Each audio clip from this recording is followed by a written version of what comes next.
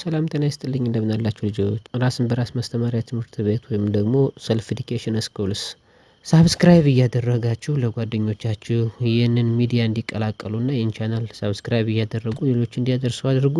ትምህርት ጣራና ግድግዳ የለውም። ሰልፍ ኤዱኬሽን ስለሆነ በራሳችን የምንፈልገውን ትምህርት ለመማር ያገለግለን ዘንድ የምንጠቀመው ይሆናል ማለት ነው። ስለዚህ እያንዳንዱ ሳብስክራይብ እያደረገ ኮፒ ሊንክ ሼር እያደረጋችሁ ሌሎች እያደረሳችሁ ትምህርቱን መከታተል እንድትችሉ ለማለት ነው።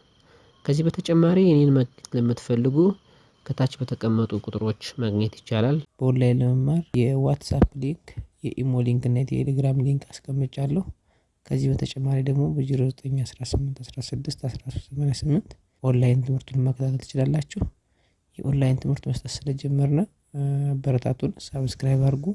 መማር የምትፈልጉም ከላይ ባስቀመጥኳቸው ሊንኮች አማካኝነት ማግኘት ትችላላችሁ። ላለው ቀጥታ ማስተማርም እጀምራለሁ ማለት ነው። ዛሬ ደግሞ በአራተኛ ደረጃ የመጣ ነው። በሀ ቤት ሀ ሁ ሂ እስከሚሉ ድረስ ቃላትን እየመሰረትን እየተማረን እንገኛለን። ሀና ሁ በሚሉት በክፍል 2 እና በክፍል 3 አይተናል።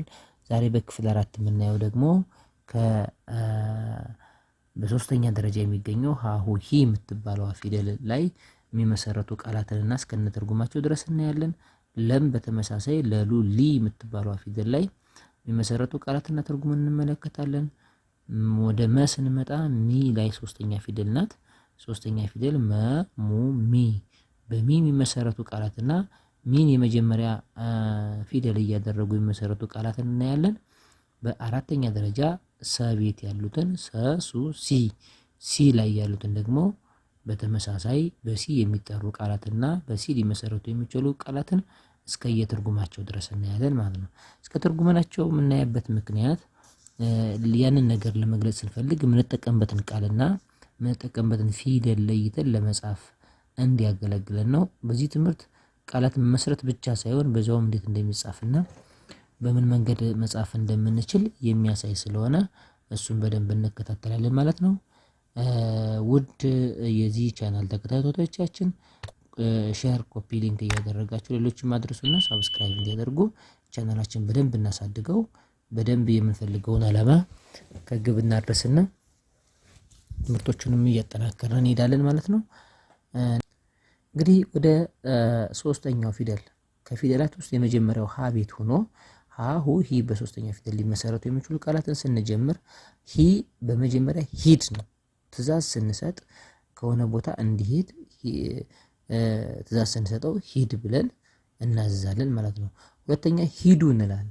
አሁን ሂዱ ማለት 2 እና 3 ልጆች ሆነው ወይም ደግሞ 2 እና 3 ወጣቶች ሆነው 2 እና 3 እናት አባቶች ወንድሞች በጋራ ሆነው ሂዱ ብለን እናዛቸዋለን በጋራ እንዲሄዱ ስንፈልግ ማለት ነው። ሶስተኛ ደረጃ ምን መሰረተው ሂ የሚለውን ወርድ ቃል ፊደል ተጠቅመን ሂሳብ ነው።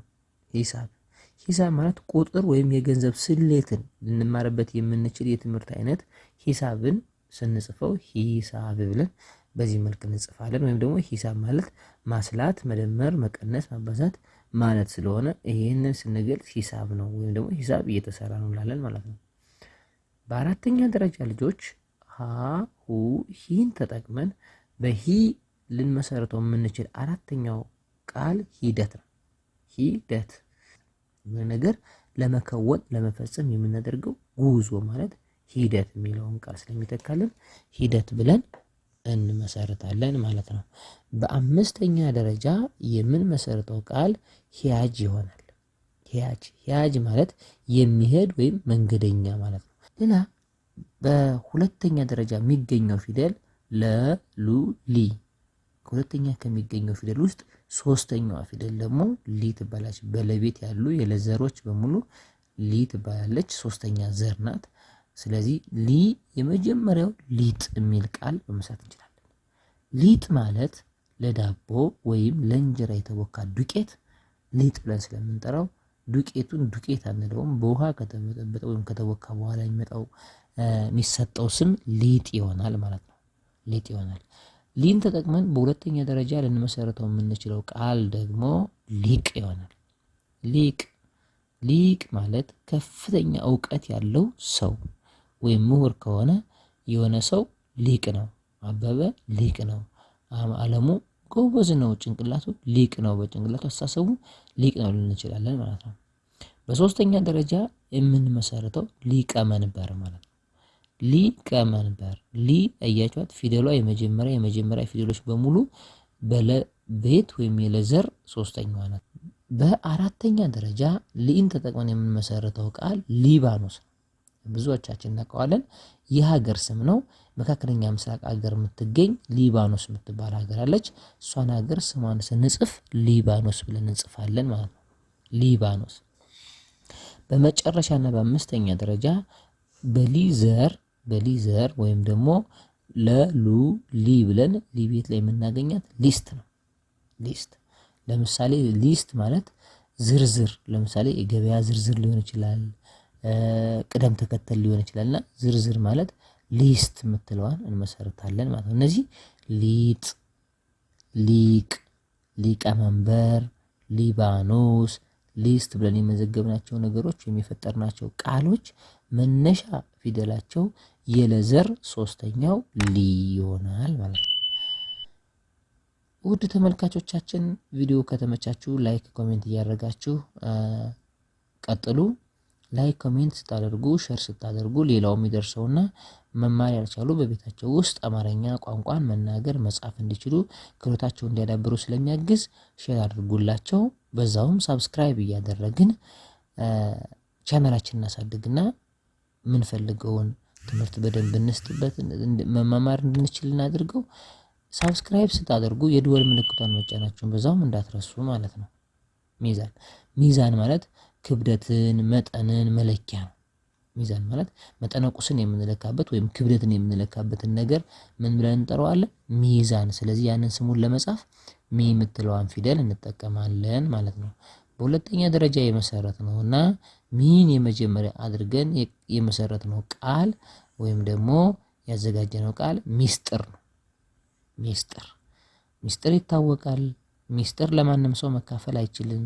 በጣም ለምናምነው ሰው ነው የምንነግረው። ስለዚህ ሚስጥር ማለት በድብቅ የተዘጋጀ ወይም ደግሞ በድብቅ የተያዘ መረጃ ማለት ነው። ከዚህ በተጨማሪ ደግሞ የምናየው ሌላ በሶስተኛ ደረጃ የተቀመጠው ሚሊየን ነው። ሚሊየን የብር መጠን ነው። ስለዚህ ሚሊየን የቁጥር መጠን ነው። ይህን የቁጥር መጠን ለመግለጽ ሚሊየን የሚለውን ለመጻፍ በአማርኛ ሚ ምንላትን ፊደል እንጠቀማለን ማለት ነው። ስለዚህ ሚ ምንላትን ፊደል ተጠቅመን እንመሰርታለን ማለት ነው። ሌላ በዚህ ደረጃ የተቀመጡትና በአራተኛ ደረጃ ያስቀመጥነው በሚ የሚጠራ ቃል ሚስት ነው። እስኪ ሚስት ሲጻፍ ሚስት፣ ሚ የመጀመሪያ ስለሆነች ሚን እናስቀምጣለን በመዘር የሶስተኛዋ ማለት። ስለዚህ ሚስት ማለት ደግሞ የትዳር አጋር ሴት ማለት ነው። የትዳር አጋር ሴት። ስለዚህ ሚስት አንዳንዴ እናት ትሆናለች። እናትን ስንጽፍ ደግሞ እቤት በደንብ ስንደርስ እዛ ላይ እናየዋለን ማለት ነው። ሌላ በመጨረሻ ለዚህ በሚ የመሰረት ነው ፊደል ወይ ደግሞ ቃል ደግሞ ሚና ነው። ሚና ማለት ድርሻ ወይም የተዋናይ ተግባር ማለት ነው። ሚናችሁ ማለት እኛ ተግባራችን ወይም ድርሻችን፣ ሚናችን ሚና ብለን እንጠራዋለን ማለት ነው። ስለዚህ በሚ ቤት የሚመሰረቱ ቃላት ሚዛን፣ ሚስጥር፣ ሚሊየን፣ ሚስት እና ሚና የሚል ይሆናል ማለት ነው። ተመልካቾቻችን ሳብስክራይብ እያደረጋችሁ ይሄ ቻናል ለእናንተ ስለሚጠቅም ለሌሎችም አድርሱ። ሼር፣ ኮፒ ሊንክ አድርጉ፣ ኮሜንትም አድርጉ። ሌላና በአራተኛ ደረጃ የምናየው ደግሞ ሲ ይሆናል። ሲ በሰቤት ያለና ሲ ማለት ደግሞ በሶስተኛ ደረጃ ወይም ደግሞ በሰቤት ሶስተኛ ዘር ላይ በሰዘር ሶስተኛ ላይ የሚገኝ ማለት ነው። የመጀመሪያው ሲሳይ የሚል ቃል መስርተናል። ሲሳይ ማለት ስም ነው። ሲሳይ የሚባለውን ሰው ለመጥራት ስንፈልግ ወይም ደግሞ ስሙን ለመጻፍ ስንፈልግ ሲሳይ እንለዋለን። ሌላ ትርጉም ደግሞ አለው። ሲሳይ ማለት ምን ማለት ነው? በረከት፣ እድል ልንጠራው እንችላለን። ይሄ እድል፣ በረከት በዛ የመጣለት ሰው ሲሳይ እንለዋለን ማለት ነው። በሁለተኛ ደረጃ የመሰረት ነው እና ሲን ተጠቅመን ያዘጋጀነው ቃል ሲኒማ መጻፍ የምንችለው ሲኒማ ነው። ያው ሲኒማ ይታወቃል፣ አብዛኛውን ፊልም የሚታይበት ቤት ነው። ፊልም የሚታይበትን ቤት ስሙን ስንጽፍ ሲኒማ እንለዋለን ማለት ነው። ወይም ደግሞ ስንጠራ ሲኒማ ብለን እንጠራዋለን። ስለዚህ ሲን ፊደል ለማወቅ ሲኒማ እንላለን ማለት ነው። በሶስተኛ ደረጃ ሲኒ ነው። ሲኒ ማለት ቡና የሚጠጣበት ትንሿ እቃ በቤታችን ውስጥ ያለችቱ ሲኒ ትባላለች። ሲኒ። ስለዚህ ሲኒን ለመጻፍ መጀመሪያ ማን እንጠቀማለን? ሲ የምትባለዋን ፊደል እንጠቀምና በሶስተኛ ዘር ያለችዋን ሲኒ እንጠቀማለን። እንደ አጋጣሚ ሆኖ ኒም ደግሞ ሶስተኛ ዘር የነቤት የሶስተኛ ዘር ናት ማለት ነው። ሌላ ሲባጎ ይሆናል። አራተኛ ሲባጎ። ሲባጎ ማለት ለጥቅል ማሰሪያ የሚያገለግል ቀጭን ገመድ፣ በአጠቃላይ ጠቅለል ብሎ የተቀመጠን ነገር ለማሰር የምንጠቀምበት ቀጭን ገመድ ናት። እቺ ገመድ ሲባጎ ትባላለች። እሷን ስሟን ለመጻፍ ሲባጎ እንላለን። መጨረሻ ላይ ሱራፌል የሚል ቃል መሰረት እንችላለን። ሱራፌል ደግሞ የሰው ስም ነው። ስለዚህ ያንን ስም ለመጻፍ ሱራፌል የሚለውን ስም መጻፍ እንችላለን ማለት ነው። በአጠቃላይ ሀ ሁ የሚሉትን የቃላት ምስረታ በክፍል 2 እና በክፍል 3 አዘጋጅተናል። በክፍል 4 ደግሞ የሶስተኛ ቤት የሆነው ወይም ደግሞ በአንዱ የሀዘር ሁ ሂ ሶስተኛ ዘር ነው። ለሉ ሊ ሶስተኛ ዘር ነው። ሙሚ ሶስተኛ ዘር ነው። ሰሱሲ ሶስተኛ ዘር ነው እና በእነዚህ በሶስተኛ ዘሮች የሚጠሩ ቃላትን ወይም ደግሞ የሚመሰረቱ ቃላትን እንዴት ማንበብ እንደምንችል እዚህ ጋር ተደርተናል። አስተያየት ኮሜንት ካለ በኮሜንት ሴክሽናችን ጻፉልን። በተመሳሳይ ከታች ባስቀመጥኩት ሊንክ ወይም ደግሞ በቴሌግራም በኢሞ በዋትሳፕ አስቀምጫለሁ። በሱ ኮንታክት ብታደርጉኝ ኦንላይን ትምህርት ማስተማር ስለጀመረ ኦንላይን ይበልጥ መማር ትችላላችሁ፣ መከታተል ትችላላችሁ። ምዝገባ ጀምረናል። በተመሳሳይ በቀጥታ በከፍተኛ ደረጃ ስልጠና መውሰድ ለምትፈልጉ ደግሞ ምዝገባ ጀምረናል። እንደየ ሁኔታው እያየን ስልጠናውንም መስጠት ስለጀመርነ በስልጠናው ተሳታፊ ትሆናላችሁ ማለት ነው። ጠቅለል ሲል ከታች ባስቀመጥኩት ስልክ ቁጥር ቅድም ባልኳቸው ሶሻል ሚዲያ አጋጣሚዎች ኮንታክት ማድረግ ትችላላችሁ። መልካም ቀን። አመሰግናለሁ።